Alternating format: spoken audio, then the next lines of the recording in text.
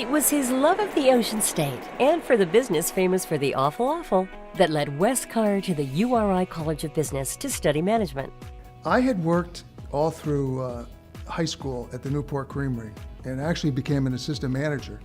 And I'd done really well at that, and I just enjoyed the management aspect of running a shift and leading people and training people.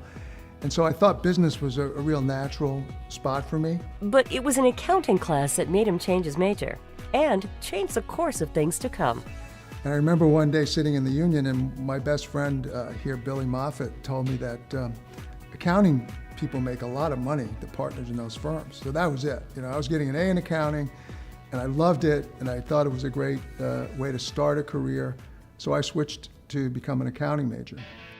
While he was at URI, it was a time of change and transition for the university and for the country, with the Vietnam War underway. I was in a very awkward position. I was in the Army Reserves before I came to college, and I was training on weekends for riot control, right up in Warwick, Rhode Island.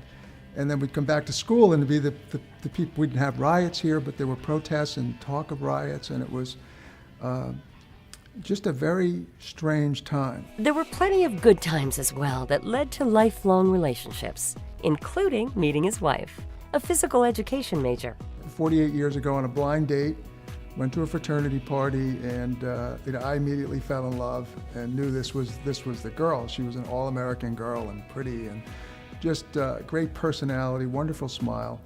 She wasn't probably so sure at that point, so it took me a little work. But we're still together 48 years later. 3 wonderful sons, 8 grandchildren.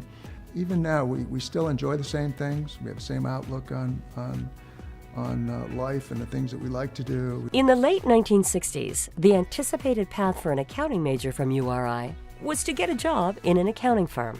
That was his plan too, but it was fashion that turned out to be in the cards for Wes. I had worked in public accounting for 7 years with Price Waterhouse, moved around a little bit.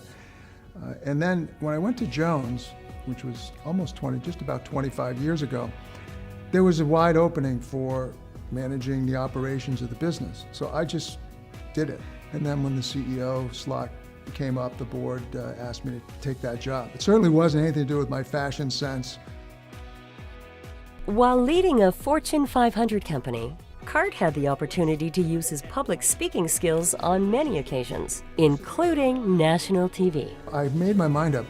I really want to become a good speaker, and I worked hard at it. And fortunately I did, because that became a huge part of my job as I became CEO of a public company. As a longtime leader in the fashion industry and as CEO and director of the Jones Group, Inc., Wes has not forgotten his URI family and giving back. What people don't understand is public universities, even the greatest public universities, need the funding even more than the private institutions. So I think it's really critical, but I also think it's very rewarding. Giving back comes from his heart and from his mother, who led by example. Roots. My mother really taught me how to deal with people and treat people.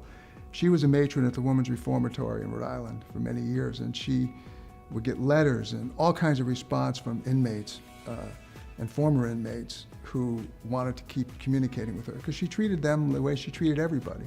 We were poor. She was eking out a living, but I never wanted for anything. Known as a CEO who was always caring for others, Wes has built a reputation for excellence and sets a fine example for URI's business graduates. Stay healthy, have fun, over-deliver, and then just find that groove that you're supposed to be in and just stick with it.